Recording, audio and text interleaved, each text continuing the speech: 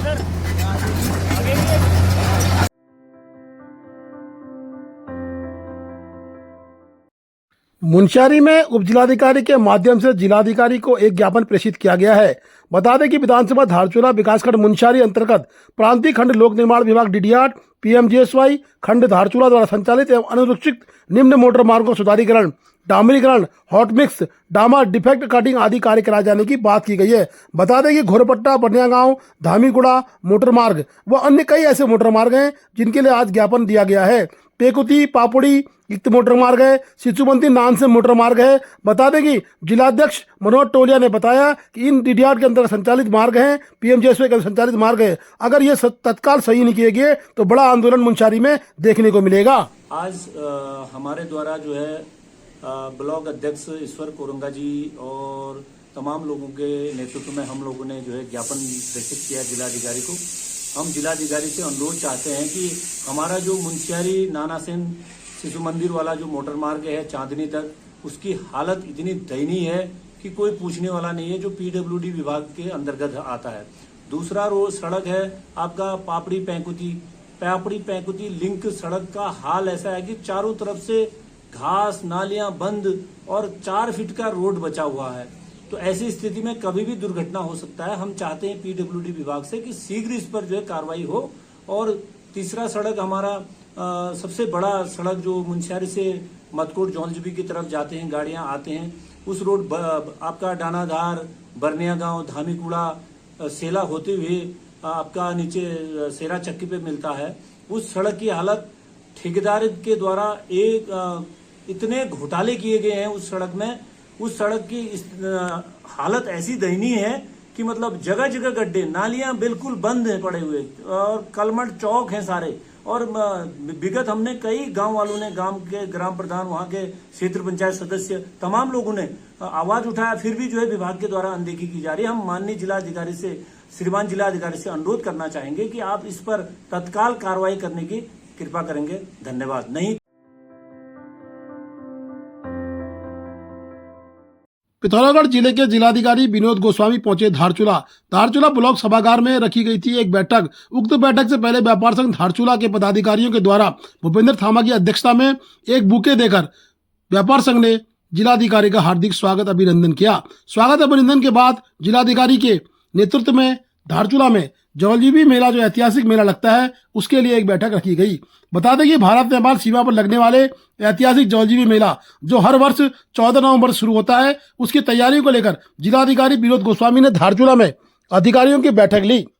बैठक में स्थानीय लोगों के सुझाव लिए गए। मेले में इस वर्ष दिव्यांगजनों को न्यूनतम दर पर दुकान आवंटित की जाएगी। सुरक्षा की दृष्टि से मेला स्तर पर सीसीटीवी लगेंगे। बैठक में पार्किंग व्यवस्था, विद्युत, चिकित्सा, शौचालय, स्वच्छता आदि को लेकर विचार विमर्श किया गया और तय किया गया कि मेला स्थल पर एक रीडिंग क्लब बनाया जाएगा, जिसमें तमाम पुस्तक और प्रत्येक दिन के समाचार पत्र उपलब्ध रहेंगे। खेलकूद प्रतियोगिता के लिए कमेटी बनाने का निर्णय बैठक में लिया गया। मेले में पहली बार वरिष्ठ नागरिकों को, जो कि 70 साल से ऊपर के उम्र के होंगे, उनको सम्मानित किया जाएगा, जिन्होंने पूर्व में मेले का संचालन किया हो या मेले को देखा हो।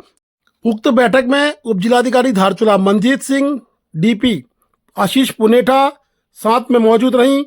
पिंकी आर्या, तहसीलदार धारचूला, वो अन्य गणमान्य नागरिक। बता देंगे उक्त मेले के लिए लगातार जिलाधिकारी कहीं ना कहीं बहुत ज़्यादा सोच रख रहे हैं, जिससे कि मेला बड़ी अच्छी रूप से निकल के आए। उन्होंने कई उप कमेटियाँ, समितियां बनाने के दिशा निर्देश भी दिए हैं। उन्होंने कहा है कि खेलकूद की अलग कमेटी, शौचालय सुविधा, पानी की सुविधा व अन्य सुविधाओं की अलग कमेटी, यानी कि उन्होंने कार्य बांटने की बात की है। और वहीं मेलाधिकारी ने कहा है कि मेले में एक उप मेला अधिकारी भी होना आवश्यक है, जिससे कि कभी मेला अधिकारी मौजूद ना हो तो उप मेला अधिकारी उक्त कार्य को देख सके। साथ ही उन्होंने डॉक्टरों को भी अनुरोध किया है कि अपनी ओपीडी बढ़ाएं, मेले में आने वाले लोगों का चेकअप करें और उनके स्वास्थ्य के बारे में उनको जानकारी दें, यानी दिन प्रतिदिन मेले को आगे बढ़ाने की सोच लेकर जिलाधिकारी। मेला जो है उत्तराखंड का बहुत ही प्राचीन मेला है और बहुत ही एक महत्वपूर्ण मेला है। जो दो सबसे पुराने मेले हमारे यहाँ के होते हैं, एक जौलजीबी और एक जो है गौचर का, उनमें से एक है। और ये लगभग हमारे यहाँ 7 दिन तो इसकी औपचारिक अवधि रहती है, लेकिन लगभग 10, 12, 15 दिन तक जाता है। तो इसकी सभी व्यवस्थाओं को प्रशासन के स्तर से किया जाता है, लेकिन स्थानीय लोगों का भी सहयोग लिया जाता है। उसके संबंध में हम लोगों ने एक प्रारंभिक बैठक करी है। इसके बाद भी अभी कुछ और कार्य जो हमने दिए हैं, उसको करने के बाद दोबारा बैठक करी जाएगी। एक बैठक अगली हम जौलजीबी में ही करेंगे।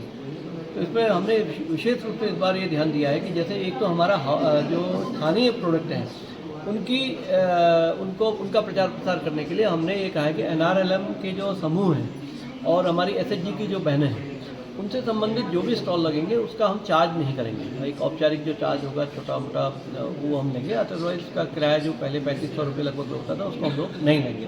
तो इससे उनकी आय में वृद्धि होगी और उनका प्रचार प्रसार भी बढ़ेगा।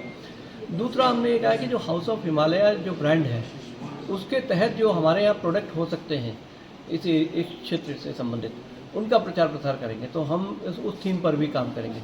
तीसरा, हमने जो बाकी सामान्य चीज़ें, सुरक्षा, बिजली और इसके अलावा जो स्वच्छता है और अन्य जो मुद्दे हैं, उन पर तो चर्चा हुई है।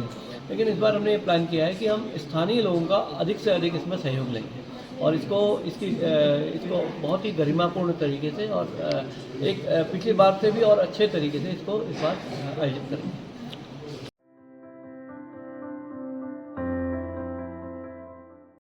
हाट गांव की सड़क में बने ये गड्ढे जानलेवा साबित हो रहे हैं।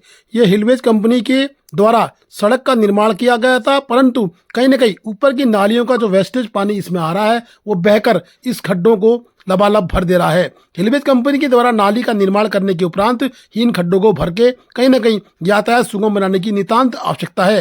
प्रशासन के द्वारा आज हिलवेज की पूरी टीम को कहीं न कहीं एक प्रकार से स्पष्ट शब्दों में कह दिया गया है कि आपके द्वारा बल्बाकोट से धारचूला तक गड्ढे नहीं भरे जाएंगे तो आपके खिलाफ बड़ी कार्रवाई हो सकती है। आज जिलाधिकारी धारचूला पहुंचे हैं और उन्होंने भी इसी विषय में उप जिलाधिकारी कार्यालय में एक बैठक रखी है। उक्त बैठक का निचोड़ अब निकल के आएगा कि आखिर खबर का असर हुआ है और जिलाधिकारी, उप जिलाधिकारी जिलाधिकारी ने सख्त लहजों में हिलवेज कंपनी को चेतावनी दे दी है।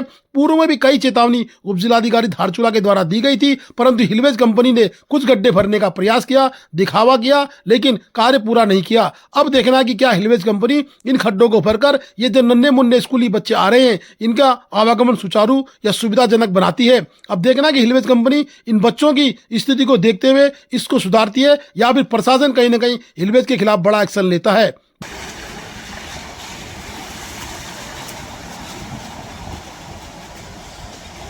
अगर कोई जनप्रतिनिधि इस वीडियो को देख रहा है तो एक नाव डलवाने की कृपा करें।